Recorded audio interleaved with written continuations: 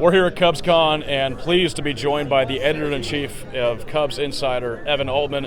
Evan, just a couple of Indiana guys talking some Cubs baseball here in Chicago. Yeah, with the Myrtle Beach Pelicans, right? That's right. So it all comes around. We got at least the Midwest and some of the Southeast covered, so I think that's good. Absolutely. How's your CubsCon experience been so far? We're on day 2.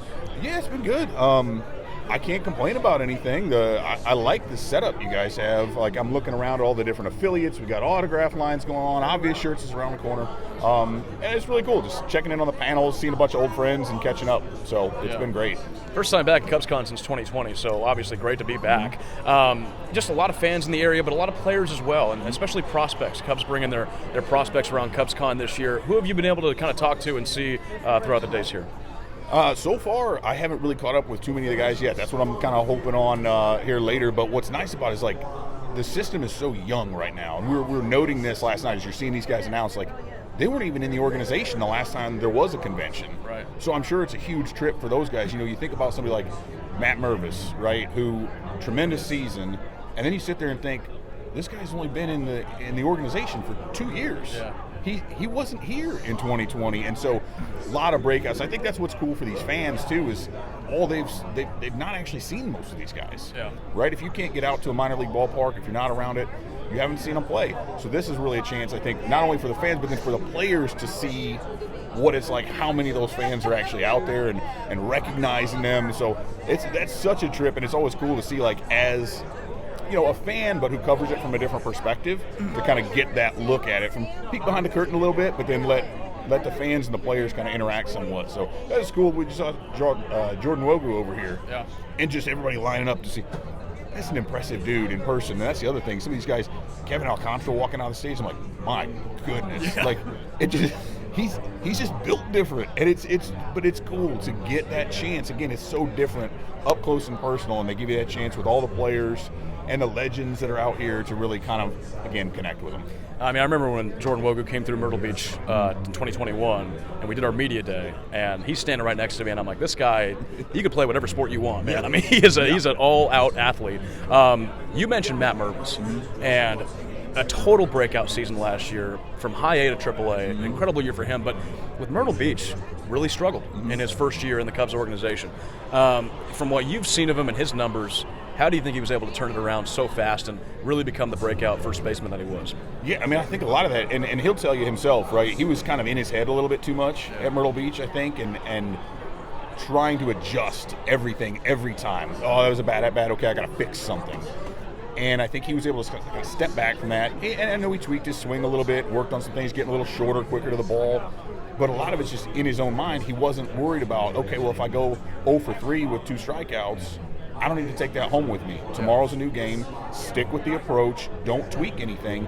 And what we saw was a guy who was not only super productive, but very consistent. He didn't have a slump all season long. And that's at 3 different levels. And to see him decrease his strikeout rate at each stop along the way, that's not something most hitters in general, but for a power hitter in particular, to cut down strikeout numbers as he got up. I mean, he was just looking for his pitch.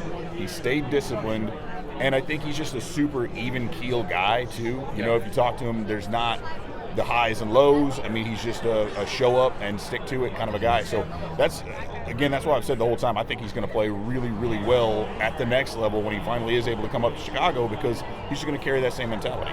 He was the leading hitter on that 2021 Myrtle Beach Pelicans team. 2022, that first half Pelicans team was extremely stacked. Obviously getting to watch him day in, day out was an incredible experience. To have Pete Crow Armstrong, Kevin Alcantara, James Triantos, all in that same lineup. Let's talk about PCA a little bit, because he's now risen to be the top Cubs prospect in the entire system. Just his season last year, what kind of surprised you about that? Honestly, it didn't surprise me. Well, I should say this: the power that he displayed, right, especially coming right out of the gate. In Myrtle Beach is not known as a hitter's paradise, right? No. The ball dies in that. I've tried to play golf in South Carolina, and the humidity it knocks it down. You got to club up a little bit. Yeah. Same way. So to see him be able to do that, and obviously like the triples that he's going to be able to hit just because he's so fast, but to be able to put the ball over the fence the way he did. But the thing that impresses me most about him, and I talk about Mervis, and I think he'll adjust really well, but PCA has probably the best, he'll call it kinesthetic awareness, but for those who are out there who don't know what that means, just body control. Yeah. The ability to adjust physically in the moment, and that goes to the plate as well as in the field. He's going to have multiple Gold Gloves by the time it's all said and done, and it's just, I think, watching him, knowing he was a great defensive player, and that was his kind of pedigree coming in, but then watching the plays that he makes, people shouldn't be able to do that.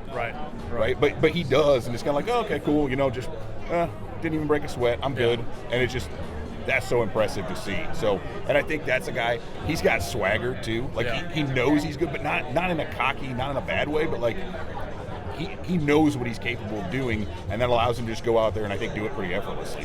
The way that I described it a lot was he plays with a lot of fire. Yeah. I mean, you just see that fire in him and his eyes, just the way that he plays. So, he gets bumped up at the end of May to high A, and then in steps Kevin Alcantara to that center field spot. And you said, kind of being by him, he's a tall guy, just a really impressive build. But what kind of gets you excited about Kevin Alcantara? He's added to the Cubs 40-man, a bright future ahead. What do you see in him? Yeah, I mean, that's a guy who, like I said, he is built impressively now. I think he could add 25 pounds of muscle without losing any athleticism, right? And that's something we just mentioned about PCA. He gets tons of accolades, but Alcantara is just as fast, just as athletic, and he's bigger.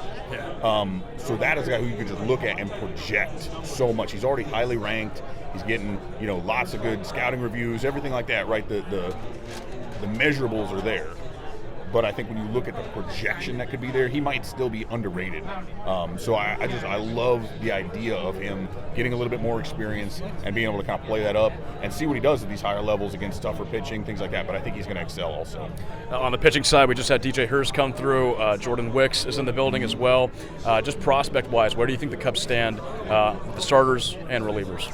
Yeah, I mean, Jed Hoyer talked about it earlier in his panel, saying, there's, at the major league level right now, not a ton of swing and miss, not a ton of raw stuff, not big velo. But then when you get down to the minors, you see some of these guys, when you look at Hers with that wild crossfire delivery, just messing with guys. And it's, again, if you haven't seen it, he's got some funk there, right? But nasty stuff. Wicks, adding plus breaking balls. I mean, he's got a 6-pitch repertoire, right? And he kind of looks the part of that sort of Kyle Hendricks. He's got the glasses, he kind of looks unassuming. But with the amount of just pure plus pitches that he has, right? They talk a lot about pitchability, but to be able to do that with stuff. You look at a guy like Cole Franklin, who's up there touching triple digits and hopefully really coming into it with a full, healthy season. That'd be awesome. I mean, I love everything about the minor league system they've got right now because they made a conscious decision to go with guys with super high ceilings, super projectable. There's a little bit more risk in it, but those guys are fun to watch. When you can look at a minor league starting rotation that has every guy in there throwing 95 plus, that's impressive. Yeah. So it's going to be fun to see those guys and kind of how they follow through with that. I want to wrap it up with this. It's about 25 degrees here in Chicago right now. I think it's probably about 70 around that in Myrtle Beach, and I know you've been down there for a few games. What is your favorite part about Myrtle Beach, South Carolina?